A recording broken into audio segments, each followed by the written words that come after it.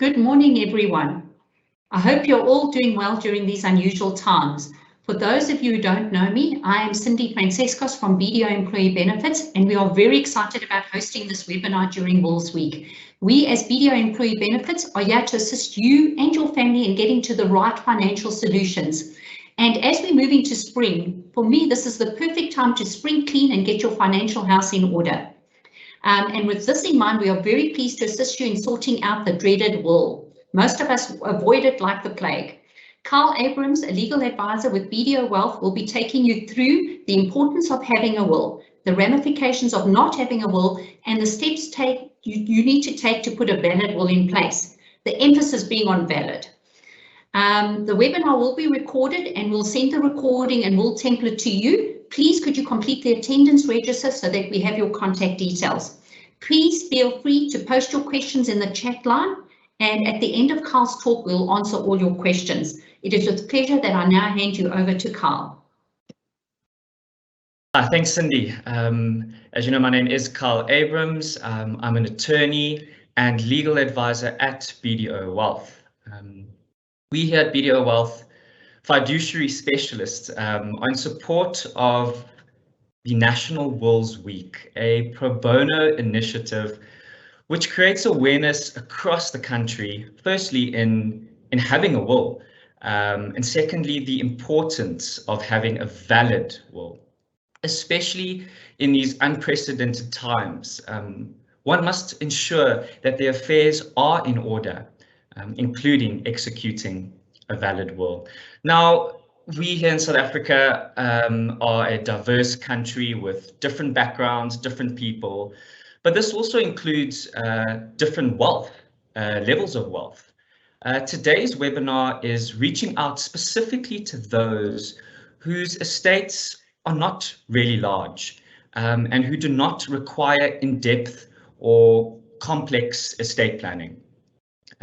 We here at BDO have created a wills template together with a guide on how to complete it. And secondly, a document checklist of certain documents one needs when they pass. This template does not have the general testamentary trust provisions or in-depth or complex estate planning. But if this template does not suit you, BDO is here to assist you in drafting an alternative will, including your estate planning. With that being said, let's delve into some understanding of what is expressed in your will. So a last will and document, generally, you know, it's an interchangeable term. We'll just refer to it as a will. It's a legal document that expresses one's wish as to how the estate should be devolved upon their demise. It's a document that can be easily amended and updated and doesn't have to go through the strenuous legal procedures as certain other legal documents do. One also needs to consider when executing a will your estate planning. Many advantages come with estate planning, like tax advantages. So who can execute a will, and why is it important to have a will? In South Africa, when you die, you either die testate or intestate. And when we speak about executing a will, a valid will rather, one's estate is testate. Anyone above the age of 16 and who's mentally capacitated can execute a will. Testate is the term used, as I said, when someone has executed a will. His or her estate will devolve upon their beneficiaries or whoever they wish their estate to devolve upon. Section 2 of the Wills Act provides for certain formalities that one needs in order to execute a valid will. And I'm just going to summarize, as you see here on the slide. The will must be signed by, at the end, by the testator, in the presence of two independent, competent witnesses, and I'll speak specifically about the witnesses at a later stage. If your will, which in general your will consists of more than one page, each page must be signed by the testator and the two witnesses. If there's instances where the testator is incapable of signing or has a physical impairment, one can then allow the testator to make a mark on the will, example, a fingerprint, but one has to do so in the presence of a commissioner of oath, as well as those two independent competent witnesses. And just remember, always, helps the executor of your estate, and we'll get into that. Date your will. Your will needs to be clear and concise. Don't let it be complex or, and the witnesses cannot be anyone who is mentioned in the will in any capacity. And again, I will speak on that at a later stage. Now, before I've said your estate either is testate or intestate, we've just spoken about testate. What happens if you do not execute a will, or if you have executed a will and it's not valid in terms of Section 2 of the Wills Act? Your estate then becomes intestate. Should a person die without executing that will, or it is invalid, your estate will become intestate. Simply said, your wishes will not be considered. There are obviously disadvantages in having an intestate estate. And again, your estate will devolve to a strict list of heirs, and those list of heirs are defined in the Intestate Succession Act. As I said, your wishes will not be considered and could definitely be detrimental to your heirs or beneficiaries. The Master of the High Court will most likely call for security or impose that security on the executor should your estate become intestate. And lastly, the administration of your estate, should it be intestacy, requires additional documents which could put a delay in your winding up of your estate. As you've known, I've made mention a lot to the term or word executor. So an executor, when executing a will, or even your estate becomes intestate, the executor is the person who assumes the power to act on behalf of your estate or the deceased estate, to attend to the formal administration of your estate. However, they can only do so once the Master of the High Court has issued those letters of executorship.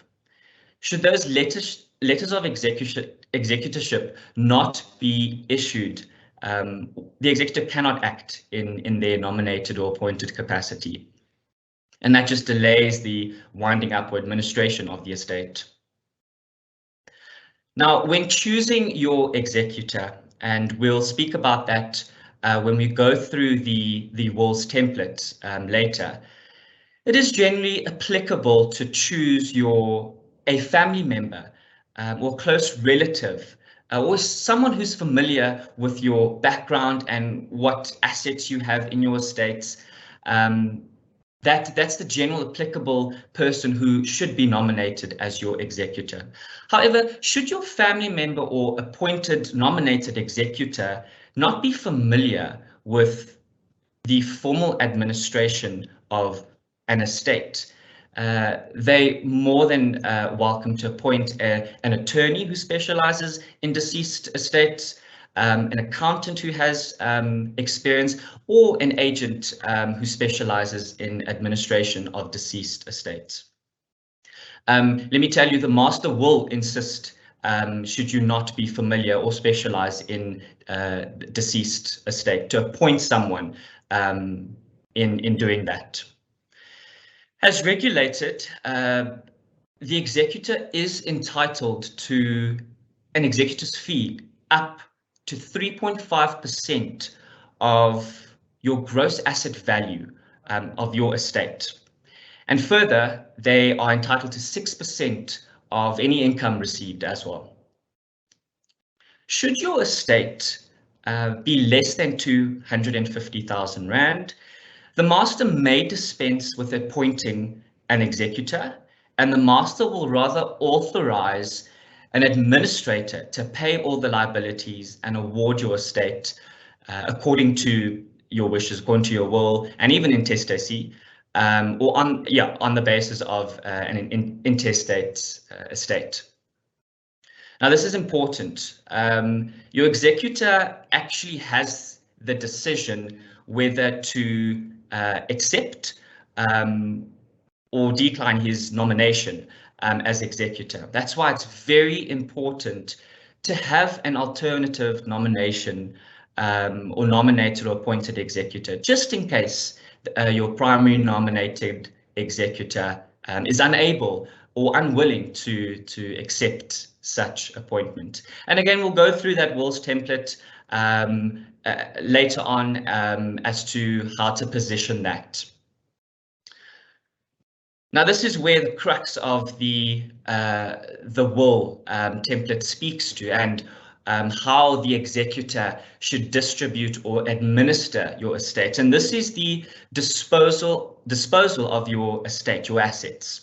Now, one has to consider if you have a spouse, dependents, and certain special bequests. It is important to note that one can distribute or bequeath any assets to whomever they so wish. We in South Africa have and follow a principle called freedom of testation. And this includes your friends, your families, relatives, and even juristic entities, including charities. However, if you are married with dependent children, you should make bequests to such heirs, spouse, and kids to avoid any claims made against the estate, or your estate rather, for any spousal or child maintenance. Again, as prompting on that, bequeathing to your spouse actually has tax advantages. It has tax advantages of certain deductions for estate duty, and that's the tax charge on one's deceased estate. Now, there are certain, special bequests that can be mentioned in your will, and that includes cash legacy. So cash legacy is a simple bequeath to a specific person of a cash value amount. Any immovable or movable properties such as your vehicle, your jewelry, those can be made as a special bequeath in your will.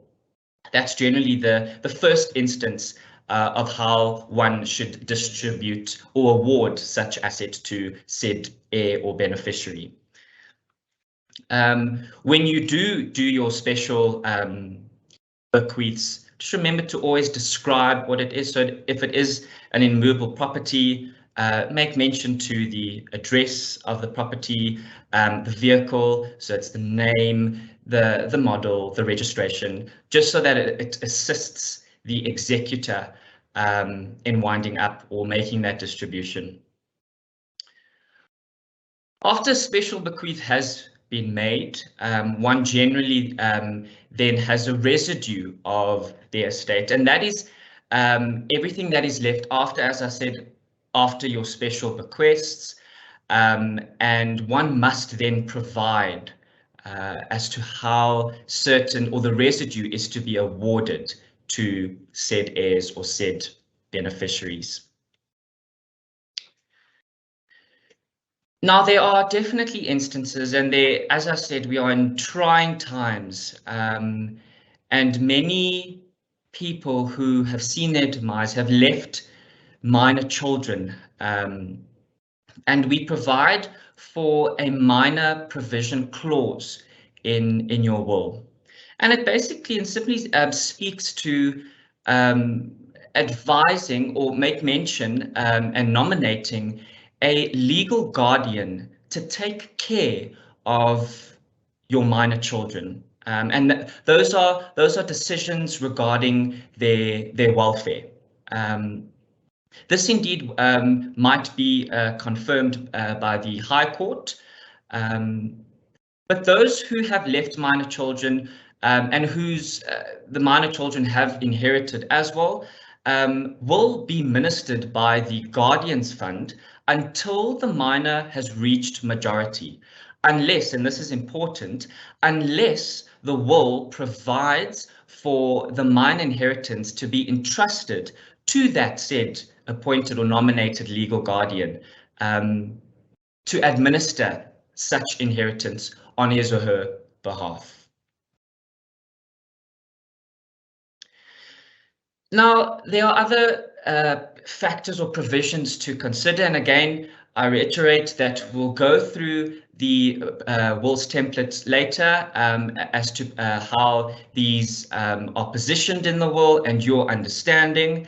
But you'll see a clause that says collation. This simply means that once you have nominated a beneficiary in your will, any funds that are received to this beneficiary during your lifetime, those funds will not be deducted from the actual inheritance your beneficiaries will receive once you have passed away. So that's why we've placed that coalition clause in the will template. This is also a very important clause, specifically speaking to, or rather speaking to people who are married in community of properties. And those are your beneficiaries who are married in community of property. And this is the exclusion of community of property clause. Now, one has placed this clause in the will so that should a beneficiary inherit from your estate, and again, I speak to those beneficiaries who are married in community of property, that inheritance will not form part of the joint estate or community of property. And that clause is very important. That's why it is a disadvantage for your estate to actually be intestate, because that clause is actually not included in any intestate succession. Again, if you do die intestate, any beneficiary who is married in community of property, that inheritance will then form part of the joint estate. And then there's a provision where one can choose as to how they either will be buried or cremated. I know I've had many who have wanted to be acclimated, which is this whole new green life cremation or burial. So those are you know, certain aspects as to how you would like to be, where your remains should go. So as I said, BDO has created a wills template for those people whose estates are not large and are small. And we believe that this template speaks to, you know, the in-depth and non-complex understanding of devolving your estate. And we'll go through the template now. So as one can see, it is obviously very important to have your particulars. So your name, your ID, your marital status. Marital status, as I said, is very important, not just for the beneficiaries, but also for the testator and said spouse. As I said, there are tax advantages that could come into play. The clause, as you see there, revocation, that is obviously very important. As I said, a will is a legal document that can be easily amended. It doesn't have to go through court processes. So one might have many amended or updated wills, which can, you know, it is quite detrimental for the winding up of the estate. So that's why we have that revocation clause in there to say that any previous wills shall be revoked, and this last will stand on its own. As you can see there, we've spoken about the appointment of the executor, and the first line you'll see there, that should be your primary executor, your nominated executor. As mentioned, it should be a family member, close relative, or someone who is familiar with your affairs. We have provided an alternative nominated executor, and that's in case the primary executor is unable or unwilling to accept such appointment.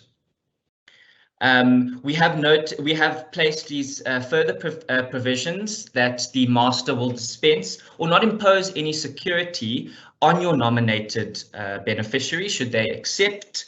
And again, it's to give them an assumption of power to act on your behalf to administer or attend to the formal administration of your estate. They are the decision maker of anything that happens in administering your estate. Now, the crux, as I said, this is where your assets are disposed of. As you can see here, the first point is your specific or your special bequest, which, as I said, it could be an immovable property, a movable property like a vehicle or your jewelry. These are the names, your beneficiaries, how to describe the item, the vehicle, the jewelry. Again, as I said, it can be a juristic entity, so it is beneficial to name that juristic entity with their registration number. Yes. Then we go to the next one. 4.2 is your residue. We have stated here that it also could be your whole, and I will explain that. But after the special bequeath, like I said, your estate then has residue, and then you can dispose of your residue to your heirs or your beneficiaries as you so wish.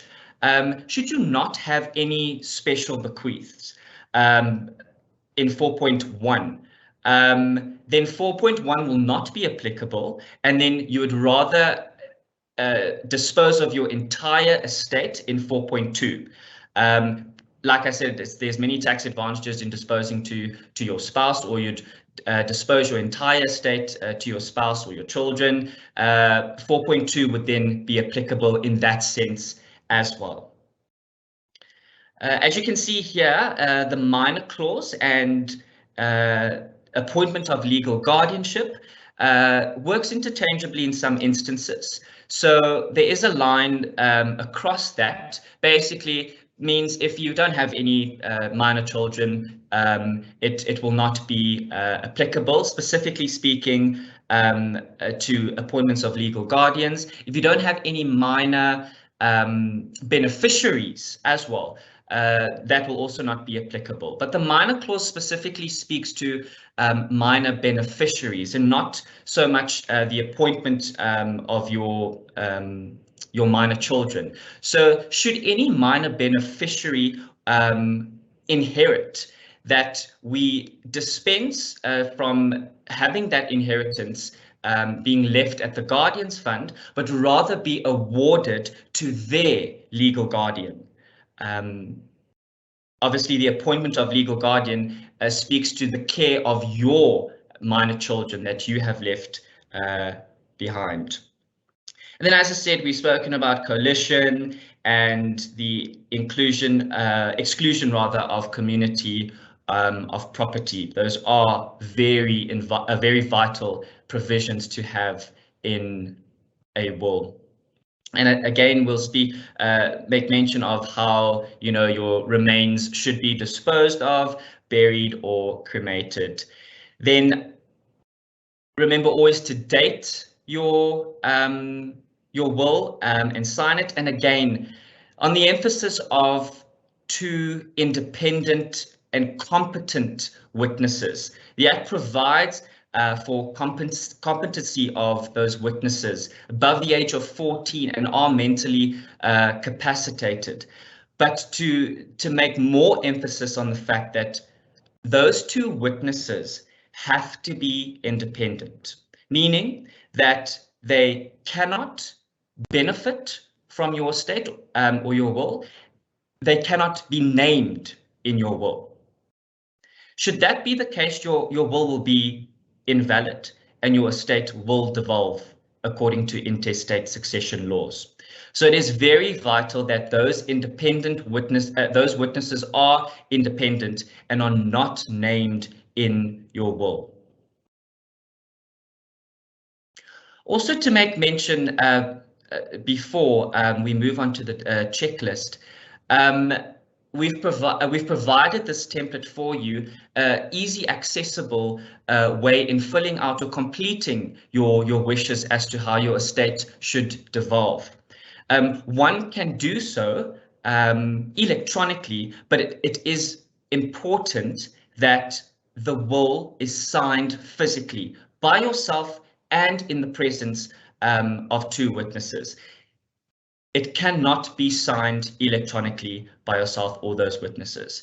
So more than welcome to complete it online, but print it out and sign it physically in front of those two witnesses. After doing so, always have two copies signed. You can retain one for yourself, but it is advisable to let your nominated executor keep one. Obviously, it is the original, needs to be submitted to the master, and your executor will obviously have that original copy with him. To assist, and now we go into this personal document checklist, as you can see, together with the original will, these are some of the documents that one should have on hand to give to your executor upon your demise. And this just obviously assists the executor in attending to the formal administration. It is quite a strenuous process, you know, and should one not know where these documents are, it could be, you know, quite detrimental in actually winding up your estate. It could be a delay. So these are some of the documents which, as I said, we will provide that for you. It's a checklist, and you can gather that. You can give copies to your executor as well. Yeah, from your ID to your spouse to anti-nuptial contracts, maintenance agreements, SARS income tax documents, statements reflecting bank accounts and investments, claims against parties, creditors, your liabilities, any you know, accounts from utilities, debit orders such as DSTV, TV bills, and so forth. These will just make life a lot easier for your estate to be administered, and ultimately your heirs and beneficiaries to benefit from that estate. I think from that, I hope that you've gained some initiative and value in you know, pushing to execute a valid will. And as I said, we at BDO have provided that simplistic yet valuable and helpful template to complete, so that your estate will devolve according to your wishes. Thank you very much. Thank you, Carl. Thank you so much for that detailed and refreshing take on wills. I certainly learned something new today. I'm going to go through all the questions if you don't mind. You can hear me, Carl? I can. Okay. I'm going to go through the questions because we've got quite a lot of questions, and it's a good thing that we had an hour put aside. So there's quite a few questions. I'm going to ask you two questions because the one's just a yes or no answer and then another question. So the one question we got, most of them are from anonymous. Can you put a vehicle that is still under finance in your will? No. So because it's not part of your asset, so it's still financed through a bank. So it won't form part of your estate because it's not an asset to your estate. Yeah, so it won't form part of your estate. Should you die and your vehicle is still financed by a bank, I'm assuming, then the executor will either, the bank and the executor will be in communication either to, sell the vehicle, or a beneficiary might take transfer of that vehicle as well. So it should not form part of your estate because it's not an asset to your estate yet. Until that vehicle is paid up, it won't form part of your estate. Okay, thanks, Carl. And what happens if you are a beneficiary to a house, but in the will it's not stated what happens to the contents? Does that fall under the residue of the estate to be split out? So it's a very good question. One can, bequeath the household contents to certain people, and as I said, it's movable property. So, example, you would want to bequeath a specific antique to a beneficiary. One can list that in the special bequest that we have provided in that will template. Generally, when a house is left to beneficiaries, the family or the heirs of the estates will have prior discussion, and they will dispose of the household contents, amongst each other. That's how specifically speaking on household contents. That actually also includes one's clothing as well. Yeah. Okay, all right. And what is it? Is it better to make a family member or a financial institution your executor? So as I said, we've provided in the will template, or as I've made mention, that a family member should be appointed as a executor because they are familiar with your estate. What investments you have, what liabilities you have, who owes you money or who you owe money to. But we do know that in most instances, family members are not familiar with administering estates. And as I said, the family member can accept an appointment as an executor, but the master will insist that either an attorney or an accountant or agent who specializes in administration of estates will be appointed as the agent to administer the estates. There are some instances where a family member and an attorney, accountant, or agent can act as co-executors to your estate. And that in that instance, you would need both consent from the agent or attorney or accountant and the family member to dispose or distribute or any decision regarding the estate. But in this instance, especially as I reiterate again, that particularly to those smaller estates, it is quite beneficial to have a family member to nominate or appointed as your executor of your estate. And if they are not qualified in administrating your estate, then they can obviously appoint someone who is who does specialize in deceased estate administration. Okay, thanks, Carl. The next question is, if you're a single parent and have no close family members, who can one appoint as a legal guardian for minors in this case? So the question is, there's no legal or family member in that sense. Like I said, so a guardian application or the legal guardian appointment, anyone can be appointed in a will. So I mean, you can't, if you don't have any family members, appoint a friend.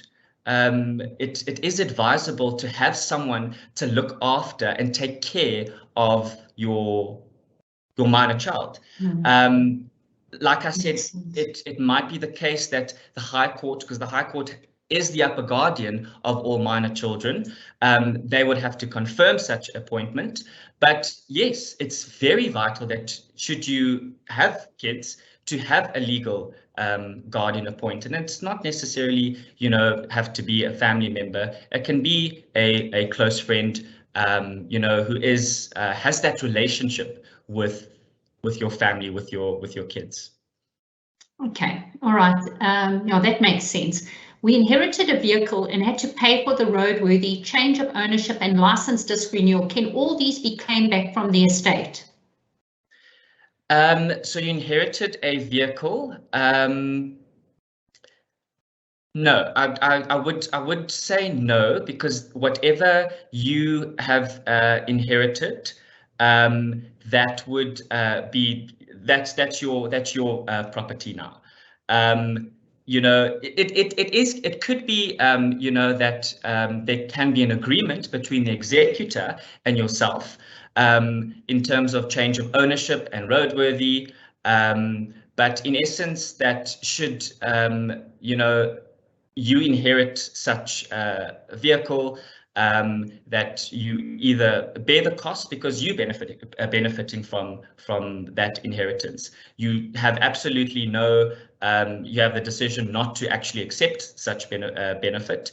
But again, like I said, an agreement can be made that the transfer costs and roadworthy can be paid by the estate, but in general instances, that you would then pay as the beneficiary for those costs, because as I said, you're benefiting from that. Yeah. Okay. All right. And what if I don't have a will, but I'm married in community of property? Will my spouse automatically get everything? So if you don't have a will and you married in community of property, your half share, okay, so let's speak to community of property. It's a marital regime that South Africa has, where your estate becomes a joint estate. So whatever you bring into the marriage, whatever you owe, all assets, liabilities from husband and wife, they form part of the joint estate. Upon their demise, their 50%, so if the spouse dies with a will, 50% automatically, or half of the joint estate will be bequeathed, or it will form part of the joint estate, and her half share will then be bequeathed to whoever she has listed as her beneficiaries. A lot of people, you know, have made a joint will. I find joint wills are, you know, quite disadvantaged. It's a disadvantage in having a will, a joint will, you know, regardless of whether you're in community of property.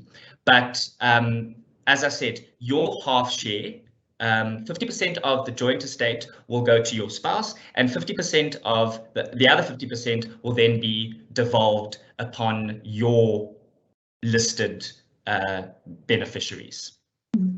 Okay, and here's a question. General, sorry, Carl, finish. Sorry, Cindy. In general, it's if people are married in community of property, it is advisable that they have mirror wills. You know, instead of having a joint will. So a mirror will is, you know, you bequeath your whole estate to your spouse, and vice versa. You know, if one does, you know, pass away, it just makes it a lot more easier to administer than having a joint will. Here's a question I get quite often. Will a life partner be deemed a spouse, or do you have to be legally married? So that's a very good question. A life partner, I'm going to speak on 2 points on that. A life partner is deemed as a spouse in terms of estate duty and income tax. And that was quite recently changed, I think in 2017, in terms for tax advantages. However, for any maintenance claims, they are not deemed as a spouse. So as I said, we follow a principle of freedom of testation. Should a person in a life partnership, or what we call a universal partnership, not bequeath any of his or her assets to their life partner, which they are more than entitled to do so, that said life partner does not have a maintenance claim against the estate, because the Maintenance Act or the Maintenance of Surviving Spouse Act, including the Maintenance Act, which speaks to spousal maintenance and children maintenance, does not define a life partner as a spouse. So for those purposes, yes, for a tax purpose, it does define it, but for a maintenance claim, it does not allow for an entitlement or claim against the estate. Okay, thanks, Carl. Yes, the next question. We're getting quite a lot of questions. We've got 30 questions, so it's quite a lot here. Do you need to create a trust for any inheritance left to a minor, or can you all specify that such inheritance should not be paid into the guardian's fund, but should rather be paid to the minor's parent or guardian? Great. As I did, Shame, I think this person might have joined a bit later, but the minor clause, which BDO has provided in this will template, that speaks to minor inheritance that should not form part of a trust, nor the guardian's fund, but rather be administered on behalf of the minor child by the appointed legal guardian. As I said, speaking and creating this will template and specifically excluding the testamentary trust provisions, because a testamentary trust is generally provided for minor inheritance. But, you know, a lot of people don't understand what comes and what is, you know, the cost involved in establishing a testamentary trust. And if your estate is not large, it's, you know, it's advisable not to have that testamentary trust. There are, you know, auditors' fees, administration and government fees, tax implications when it comes to establishing trusts. And again, if your estate is not large, it's not advisable, it's not beneficial to have those testamentary trust provisions for minors. Hence, we've placed or rather the minor clause, and I think it's clause 5 in this wills template, that allows for any minor inheritance to be administered to the on behalf of them by their appointed or nominated legal guardians. Okay, here's another question. Is it, I think it's very similar to what you answered a little bit earlier. Is a domestic partner considered a spouse? Do they have a claim to your estate? Exactly what you've just mentioned. So yes. We will move on to the next ones. What happens if a bank is appointed as the executor and renounce their executorship before actually confirming that an estate exceeds 2.5 million? The bank forwarded the will and death certificate to the Master of the High Court, and it is now lost in the system. Can a new executor be appointed? So yes, so the bank has obviously renounced their executorship and obviously has furnished the master with such documents. However, the master has a record of, you know, said documents. That's why we always emphasize having 2 original documents or original wills. One has to apply for to the master's office for a duplicate if said will is you know, lost on the basis of the master losing it. In certain times, if, you know, the master won't accept non-original wills, unfortunately your estate could devolve according to intestate succession. However, in this circumstances, there are trails, that the bank has furnished the master with these documents. So once you obtain those documents, you then will forward your second or whoever relevant executor that you would like to be appointed, and then they will furnish you with acceptance letters of executorship in order to wind up your estate.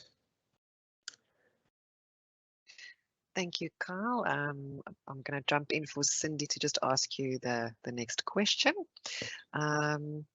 So we did have quite a few similar questions on a spouse, and a partner, but I think we have addressed that. So I'd like to move on to a little bit more, a different type of question. So once your minor children have aged beyond 18 years, must your will be checked and changed again, or what happens if the will still refers to minors?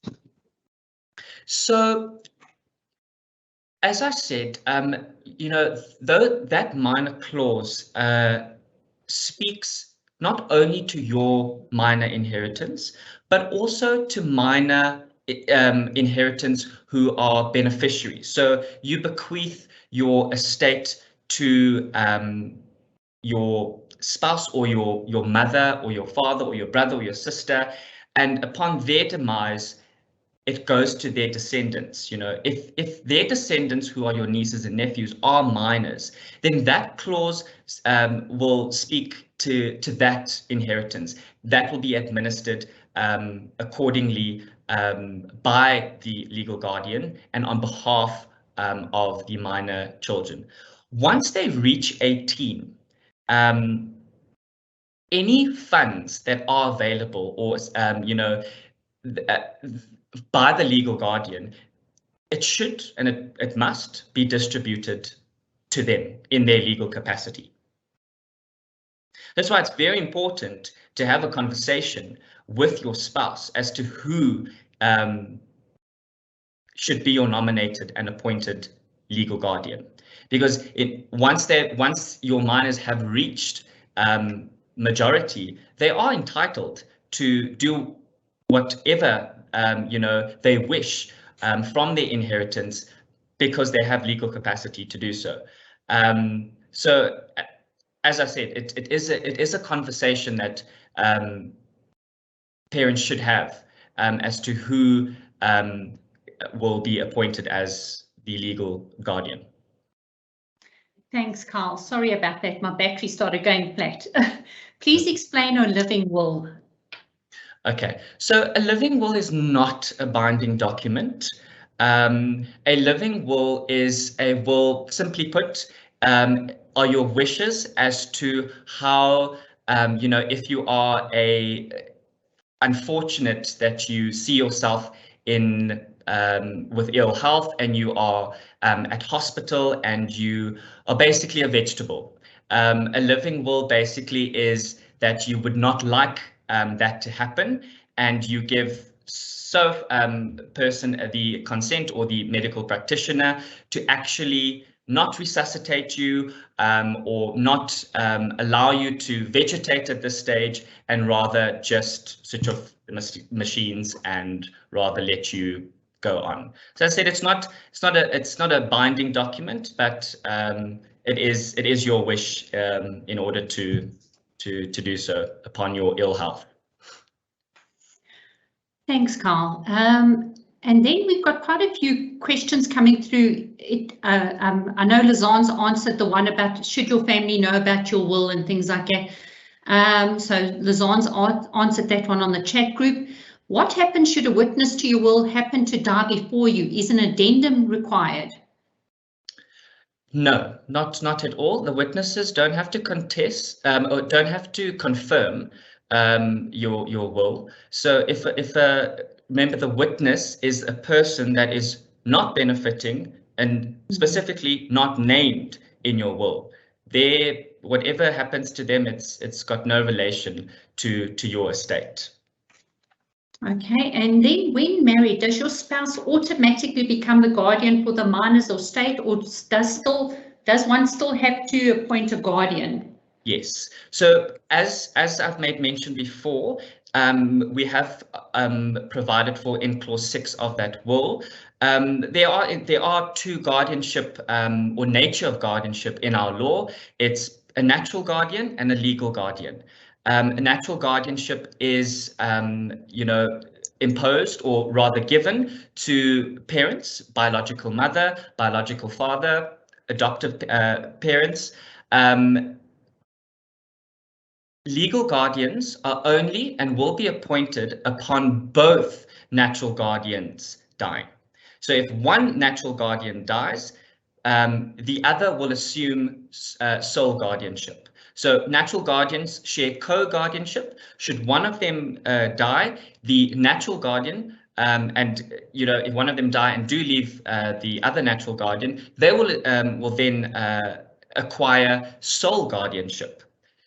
The clause speaks to both natural guardians dying, and that's where one needs to then appoint or nominate a further legal guardian to take care of the minor child for his welfare. Okay. Quite a lot is coming through about housing. Okay, so what happens to my house still under mortgage that is registered in my wife and my name should I pass?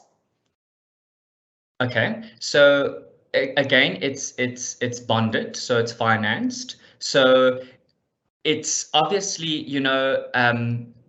the property technically doesn't form part of your estate because it's not an asset to your estate.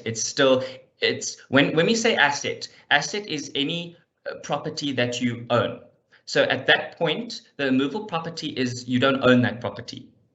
So it's still financed. So at that point, it's either that the property will go on, it will go up for sale, or if you have left it to your spouse, they will do either, depending on your spouse's financial circumstances, that they either do a substitution of debtor, where they transfer the half share into her name or his name, including, transferring the bond into her name. It all depends on whether she or he can do so. If not, then the property may have to be sold in order to, to gain some funds into your estate.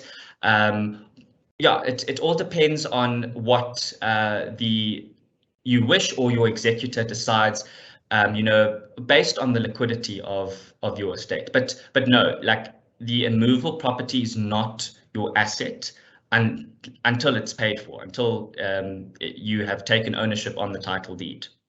Okay, and the other question that's come up, and the same would apply to a house, is if you have life cover on the vehicle or the house and it would be paid off when I pass away, how would you list that? So that would be until it's, so if there is, did you say cover on the vehicle? So if there's cover, life cover, so they've got life cover on their vehicle or their house.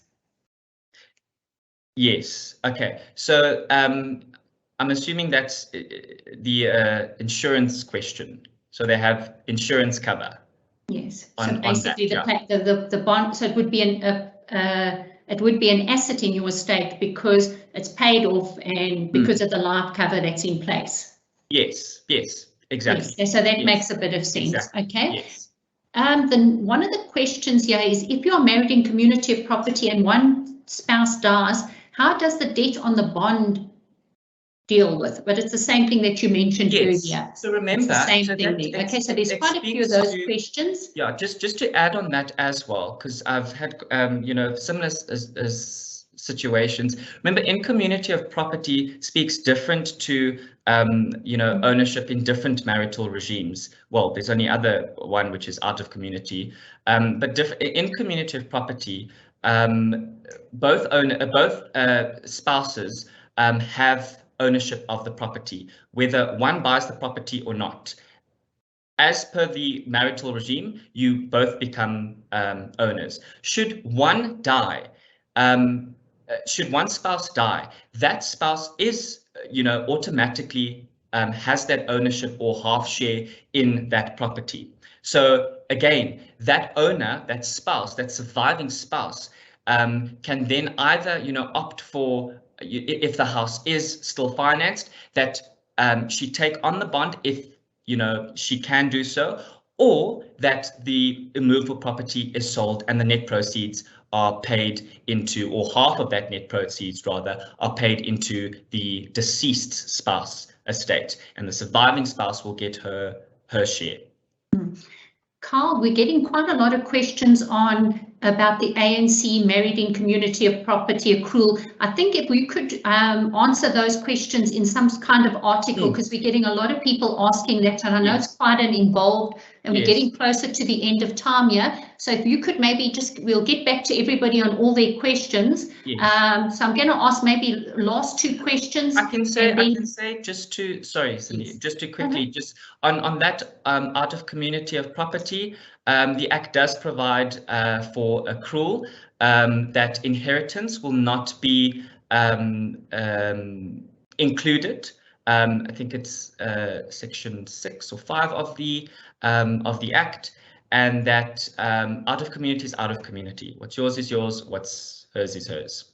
Okay, all right. And here's another question. If my mother does not have a will in place, is it automatic that I as her child will be the beneficiary of her estate, or my mother should have a will in place just in case? Well, that you've answered that. It speaks to if your mother doesn't have a will and she does pass away, unfortunately, she will die intestate, and the strict list of heirs, should she have a surviving spouse, it will go to him or her. But if she, and obviously you as her child, you are a descendant of her, so it will devolve according to the intestate succession laws, and there are lists as to how the intestate estate will devolve. But yes, technically, as her descendant, you will inherit. Okay, all right. And what if a parent has a will, however, it's not updated, they have a newborn and the parent dies? So, as I said, a will is very much, it's a legal document, and it does not have, it's not subject to these lengthy court procedures in amendments and updating certain other legal documents.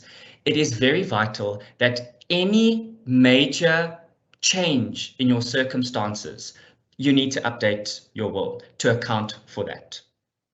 You know, example, if you don't leave, you know, you don't update your will and you have a minor child, you don't have a nominated legal guardian, but, you know, you have parents or a friend, it could be very, very, you know, there could be conflicts that could arise because the interested party, whether it be your brother or your sister or your parents, they would then have to go to court and apply and do a guardianship application.